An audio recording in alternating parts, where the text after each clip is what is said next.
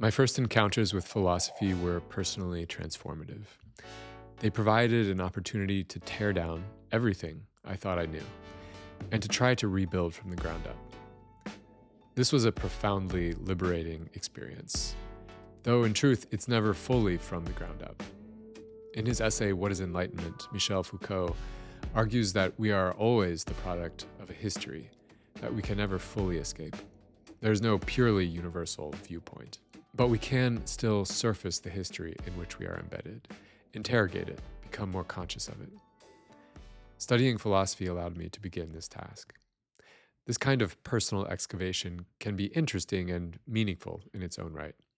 But I like the idea that it serves the purpose of allowing us to clarify how we are less than fully free, how we place ourselves in a condition of what Immanuel Kant calls self-incurred minority. A minor is someone under the authority of another.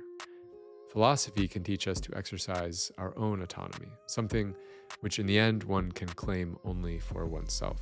We hesitate to step into our own autonomy, not because we lack the ability, but because it is difficult and requires courage.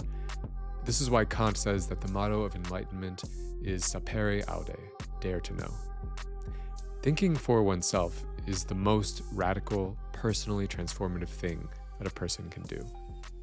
Hannah Arendt describes it as the act of being friends with oneself. In his manual, the Greek Stoic philosopher Epictetus says that philosophers study the art of demonstration not for its own sake, but so that they can establish clear principles for themselves in order to apply those principles to their lives. Much modern philosophy and almost all modern education seems to have lost sight of this idea. Despite constant refrains about critical thinking, Friedrich Nietzsche's words still resonate. Learning to think. In our schools, one no longer has any idea of this. Though thinking is a task that each of us must ultimately perform for ourselves, it's also something that we can learn to do together. An intellectual life requires the capacity for solitude, but it need not be solitary. Intellectual friendship with others can be one of the richest rewards of learning to think well. With this end in mind, I'd like to share 8 philosophy texts that are excellent starting points for personal transformation through learning to think for oneself. The first is Pierre Hadot's book, Philosophy as a Way of Life, and I especially like chapter 3 in this book, where he talks about ancient Greek and Roman philosophy as a type of spiritual exercise. Hadot goes through Stoicism, Epicureanism, and Platonism, and explains how all of the philosophical activity that these different groups engaged in was all oriented toward, in a way, a single purpose, which was to cultivate oneself or to seek a life of freedom. A second text that I would recommend is the Manual of Epictetus, which you can find in this compendium or elsewhere. Epictetus's manual is a wonderful 15 pages of philosophical reflection. It's somewhat in the spirit of the Meditations of Marcus Aurelius, but it's more concise and more systematic. And Epictetus talks again about this idea of learning to engage in the tools of philosophy, not for their own sake, but for the sake of applying the principles of philosophy to one's life and to the way that one lives. A third text is from Plato. This is the complete works of Plato, but you can find many editions of the works of Plato. The one I have in mind is from the Republic, Book 7. It's the Allegory of the Cave. This is one of the most famous texts in all of Western philosophy. I think it is emblematic of the idea of the philosophical life as one that seeks to grasp hold of the highest realities through a kind of intellectual vision or contemplation. Many have disagreed with Plato's vision of what it means to be a philosopher or an intellectual, but I think it's essential reading to have as a point of reference to know what Plato thought about this and how he understood it. After this, I would recommend jumping forward. There are many texts in between that we might look at, but if we jump forward to the Enlightenment period, to the work of Immanuel Kant, he has an essay called What is Enlightenment? Again, I've already referenced this essay. But Kant invites us to think of enlightenment itself as a process of stepping out of the fear of outsourcing our thinking to others. This seems so relevant to me in a time when there are so many ways in which we might outsource our thinking or delegate it to various persons or institutions or technologies. that would volunteer to think for us, to think on our behalf. This is what Kant means when he speaks of self-incurred minority, choosing to be a minor, out of fear, out of ease and comfort. And Kant invites us to have the courage to step into thinking for ourselves. The next text I would recommend is by Michel Foucault, specifically an essay called What is Enlightenment, which is a commentary on Kant's essay that I just mentioned. Foucault agrees with much of what Kant has to say, but he expands on it. He criticizes it in certain ways. Specifically, Foucault challenges Kant's idea that we can have a truly universal perspective. Foucault wants us to think of ourselves as embedded, as historical creatures. He's drawing on Heidegger, he's drawing on Nietzsche, and many others. Foucault challenges us to think of the philosophical life really as a practice, not as a final viewpoint that we can ever achieve, but as a constant practice of self-inquiry and self-discovery. The next text I would recommend is by Hannah Arendt, The Life of the Mind. This is truly a wonderful book.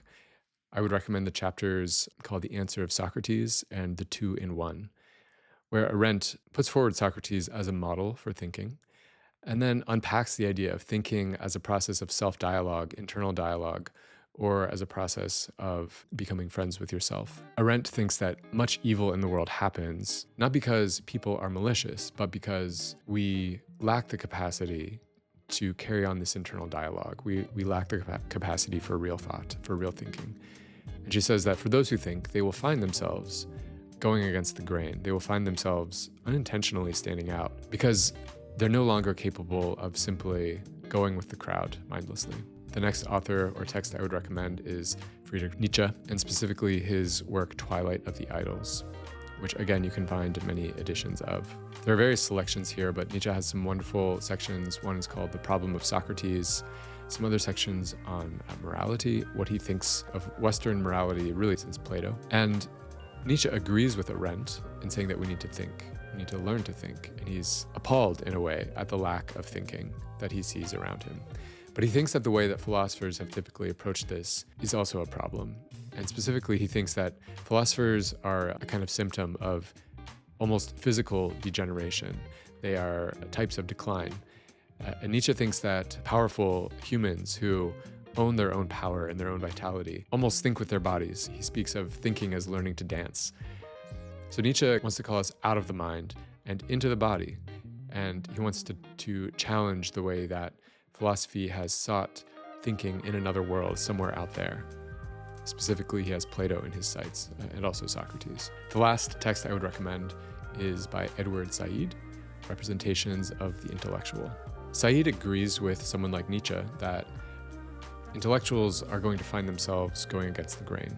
Nietzsche, Arendt, many others. But Said disagrees with Nietzsche in the sense that he thinks intellectuals undertake this act of thinking on behalf of others for the sake of the freedom of everyone. It's not a sort of solo enterprise, even though he also uses the metaphor of exile for intellectuals. He thinks intellectuals are necessarily going to be a sort of exile, internally exiled from the way that many think, and perhaps also externally finding themselves politically exiled. So he agrees with other authors that I've mentioned that there could be something alienating or solitary about the intellectual life. But Said is really committed to this idea that the reason philosophers or intellectuals undertake this work is in order to bring about greater freedom, not just for themselves, but for everyone. So he offers a slightly different vision, especially than someone like Nietzsche, who would view the project of, say, universal equality as another symptom of decline and degeneration. So these are 8 philosophy texts that you can read and engage for personal transformation. I think they're all fairly accessible. I'll include more details on page numbers and things like this in the description. If this kind of personal transformation is compelling to you, I'd also like to share that I'll be running a 6-week intensive starting the week of May 4th called Cultivating an Intellectual Life. And the intensive will include some of the elements of a standard university level course, such as reading and writing assignments and weekly group discussion. But each of these exercises will be oriented toward personal transformation, toward learning to think, toward new forms of freedom, and toward undertaking this work alongside others. The reading list will be the texts that I have just mentioned. In the intensive, success will be determined not through grades, academic proficiency, or completed tasks, but through each participant's sense of their own progress toward deeper friendship with themselves in Arendt's sense. So if you'd like to participate, you can apply using the link in the description. Let's think together.